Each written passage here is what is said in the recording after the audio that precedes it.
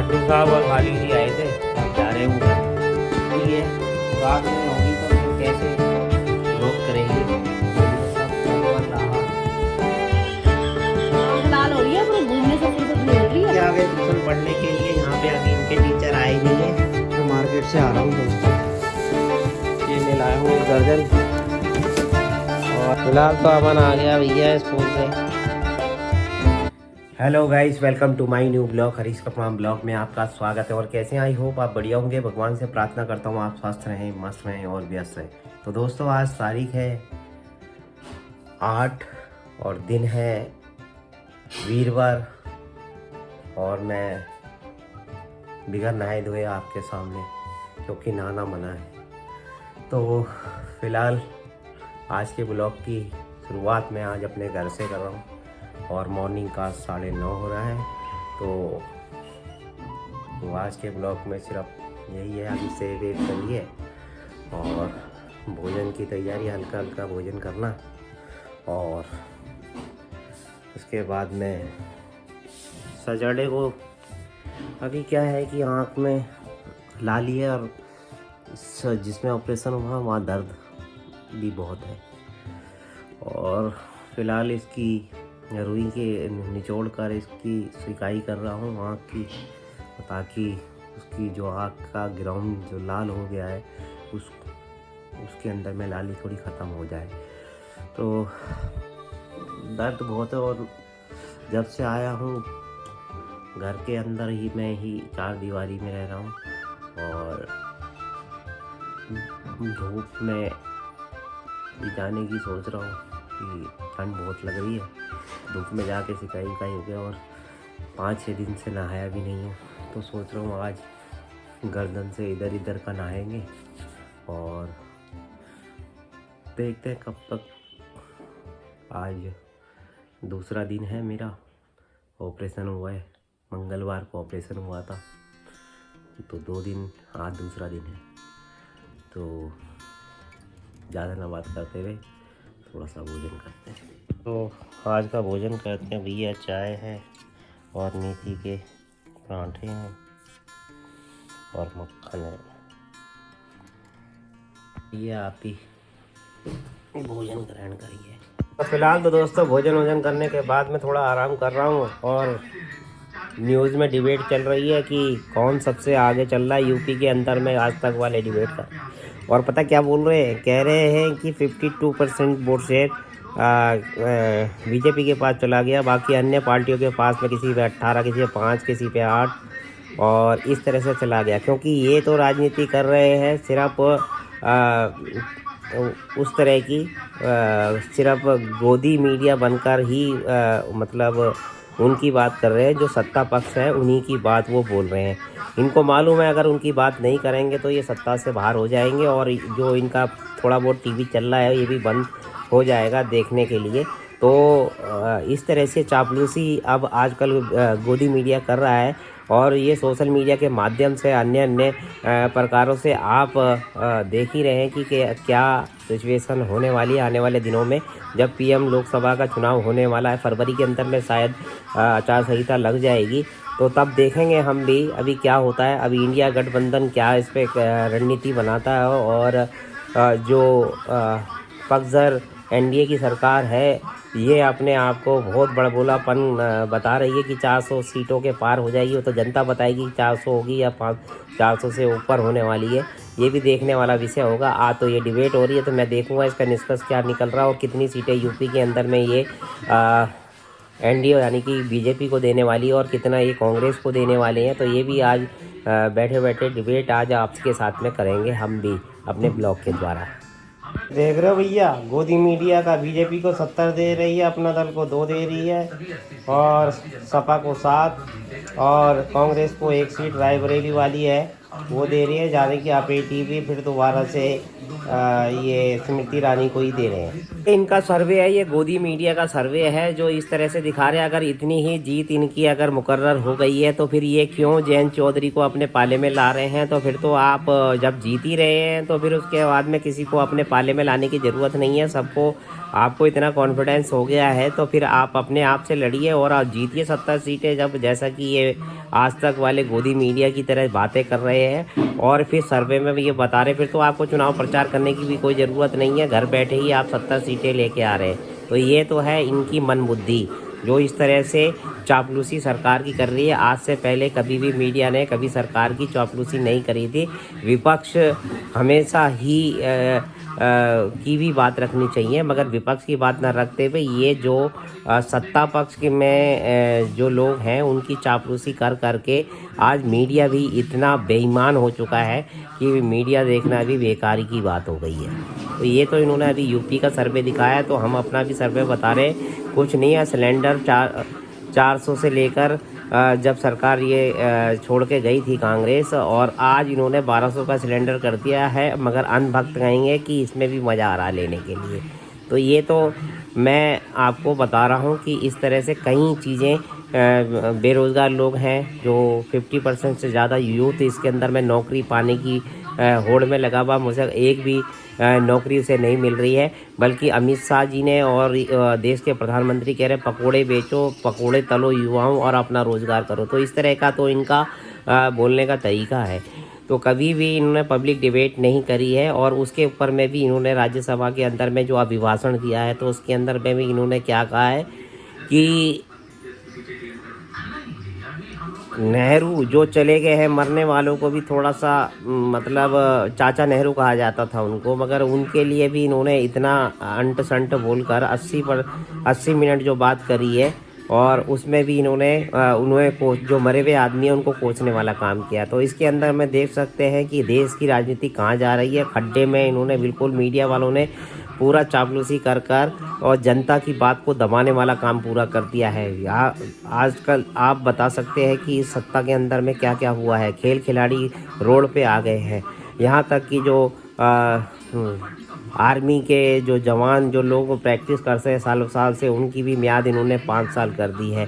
किसान सड़कों पे आ गया है। तो ये किस तरह से कह रहे हैं, यूपी के अंदर में इतना किसान वहाँ से निकल कर उन्होंने धरना प्रदर्शन किया, ठीक है, उनकी बात को कहीं से भी कहीं नहीं सुना गया। प्रधानमंत्री एक बार भी निकल कर बाहर में नहीं आए। जब इनको लगा कि हाँ ये कहाँ गेम उल्टा हो गया, तो फिर प्रधानमंत्री को उल्टा वापस लेना पड़ा, या तो मत लेते। फिर अगर इस तरह से अगर आप अपने आप में जीतने का वादा कर रहे, 70 सीटें आप अगर ला रहे, तो प्रचार करने की ज़रूरत नहीं है किसी भी देश के अंदर में। यूपी के अंदर में खास तौर से जब आपको 70 सीटें मिल रही है, तो फिर तो आपको कहीं भी चुनाव में जाने की ज़रूरत नहीं है, क्योंकि आप घर बैठे ही जीत रहे हैं। इतना पैसा जनता का वेस्ट क्यों कर रहे हैं आप। तो ये चीज़ें तो ब्लॉग के माध्यम से मैं आपको बता रहा हूँ। आप भी दिल पे हाथ रख कर बताएं, अगर हाँ ऐसा कुछ है तो आप भी कमेंट कर सकते हैं कि ऐसा आपके लिए हुआ है। युद्ध हमारे को राजनीति से कुछ लेना देना नहीं है, मगर हाँ इतनी समझ है कि कौन क्या कर रहा है, कौन क्या नहीं कर रहा है। कुछ अच्छे काम 1% या 2% अच्छे काम हुए होंगे, मैं मना नहीं कर रहा हूँ। जैसे में गडकरी ने रोडों का जो विकास किया है वो सबसे बढ़िया है। हम कह रहे हैं, हम मान रहे हैं कि उन्होंने जो देश तक जो रोडें पहुँचाई हैं बहुत ही अच्छा काम किया है। हमारे उत्तराखंड के अंदर में जो उन्होंने रेल मार्ग का प्रस्थान किया है, उसका भी मैं उनको अभिनंदन दे रहा हूँ, साधुवाद दे रहा हूँ। मगर इससे ज़्यादा कहीं राज्यों के अंदर में जहाँ पर काम नहीं हुआ, उसके अंदर में भी बोलने का हक लोगों को है कि इनके अंदर में जो काम हुए हैं उसको भी हम सलूट कर रहे हैं। मगर आप उसको कोसने का काम ना करें। जिन लोगों ने इस दुनिया में नहीं है, आज़ादी के बाद में जिन्होंने देश को संभाला है और इन देश में आज़ादी का महोत्सव बनाने को दिया है, तो वो भी हम याद कर रहे हैं। ऐसा नहीं है कि आप विपक्ष को ही कोसने का काम करेंगे। आप अपने काम बताएं, पब्लिक सेक्टर में आपने क्या काम किया है। बने रहे मेरे साथ। तो इन गोदी मीडिया का एक सर्वे हो रहा है उत्तराखंड का, जिसमें से 5 सीटें उत्तराखंड के अंदर में लोकसभा की है। तो उसमें भी कह रहे हैं ये पाँचों सीटें, चलो मान लिया भैया यहाँ तो आपकी 5 सीटें आ जाएंगी। ये तो मैं मानता हूँ 5 सीटें आ जाएंगी। इसमें कोई दूसरा कांग्रेस का तो कहीं दूर तक मुझे नज़र भी नहीं आ रहा है कि यहाँ पर, क्योंकि वहाँ पर जो रेल परियोजना चल रही है और उसके अंदर में जो रोडें बनी हैं वो काबिल तारीफ़ है। तो वहाँ पे मैं मान सकता हूँ लोकसभा की 5 सीटों में 5 सीटें, ये पिछली बार भी इनकी मेरे ख्याल से वही सीटें आई थी और इस बार भी दे दी उनको 5 सीटें। यहाँ तो मैं मान सकता हूँ कि आपकी उत्तराखंड के अंदर में बीजेपी की 5 सीटें आ रही हैं। मगर अन्य अन्य राज्यों में पूरा कैलकुलेट करके देखा जाएगा तो 400 प्लस ये बता रहे हैं। तो किस हिसाब से ये बता रहे हैं, यूपी के अंदर में मैं इनको 30 से 40 सीटें देता हूँ। ये मेरा इंटेलिजेंस सर्वे, नहीं तो मेरा कभी भी ब्लॉग उठाकर देखना, इससे ज़्यादा इनकी सीटें नहीं आएगी। 40 बोल रहा हूँ लास्ट, इससे ऊपर इनकी सीटें नहीं आने वाली। पूरा राज्य के अंदर में देखो क्या टोटल बनता है, ये भी अभी देखने वाला विषय है। जैसे इन्होंने कहा है मोदी जी ने 370 सीटें हमारे को आ रही है, बाकी अन्य जो इनके साथ एनडीए में शामिल है उनको 400 प्लस हो रही हैं। तो देखने वाला विषय होगा ये कितनी सीटें दे रहे हैं और विपक्ष को कितनी दे रहे हैं, ये भी देखने वाला विषय होगा। तो फिलहाल तो दोस्तों मैं 1 हफ्ते के बाद मैं नहा गया हूँ।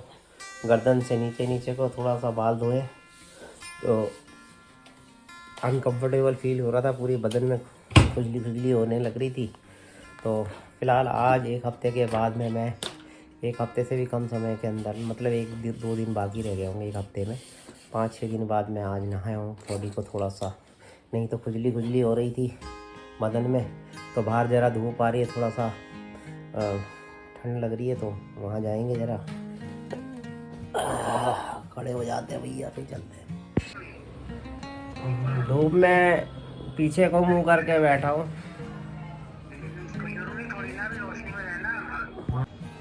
भैया धूप सेक रहे।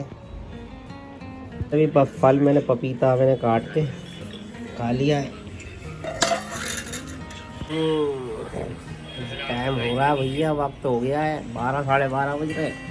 अभी पपीता खाया है,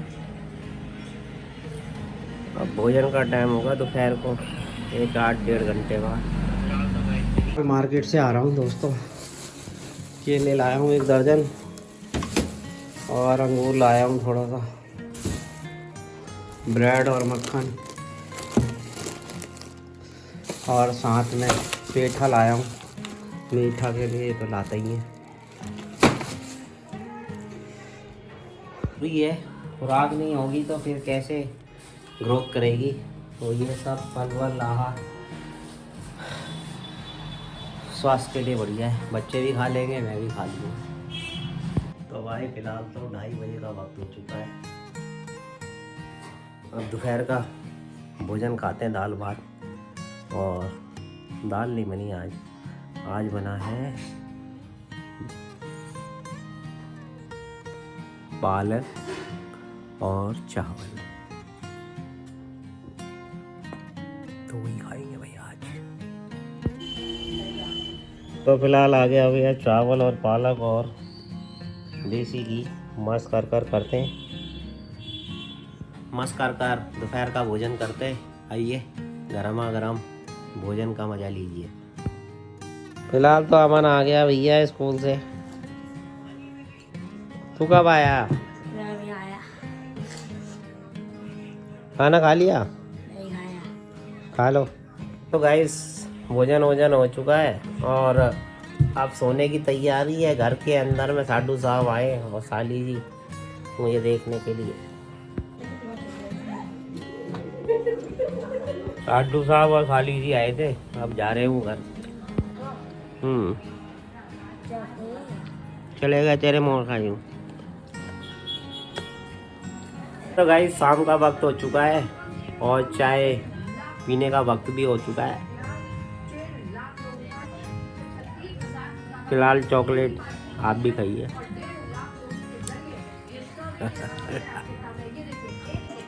तू भी चॉकलेट खा रही है?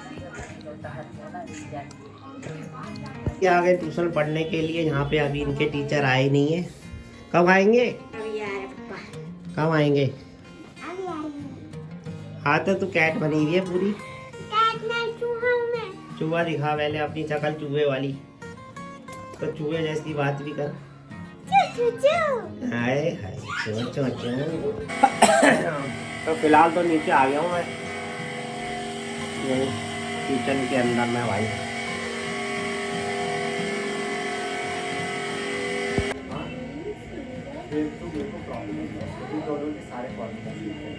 बच्चे तो पढ़ रहे भाई। कल ऊपर आ गया मैं। हाँ बस ऊपर गया नीचे से ऊपर आने में। हाँ ये 24 घंटे बस मोबाइल में ही घुसी हुई। हाँ काम तो तुम कर रहे हो मेरा। आँख लाल हो रही है पर घूमने से फुर्सत नहीं मिल रही है। तो फिलहाल दिन में 4-5 बार भैया मैं आई ड्रॉप डालता हूँ। सैनिटाइज कर दिया था कल बोतल लाया हूँ सैनिटाइज के लिए कि सैनिटाइज करके ही दवाई डालनी चाहिए। कल तो भैया रात्रि का भोजन आ गया है। आलू मटर के साथ में रोटी सभी बैठ गए भोजन करने के लिए। तो दोस्तों भोजन करते हैं और रात्रि का समय 8:45 के करीब हो गया है। तो फिलहाल आपको दिखाने के लिए है भी कुछ नहीं है। तो आई होप आज का ब्लॉग आपको पसंद आए तो लाइक कर देना, चैनल को सब्सक्राइब कर देना हो जाए इसमें शेयर कर देना। मिलते हैं कल फिर एक नए ब्लॉग के साथ। तब तक के लिए रात्रि। If I could lay down beside you, I would.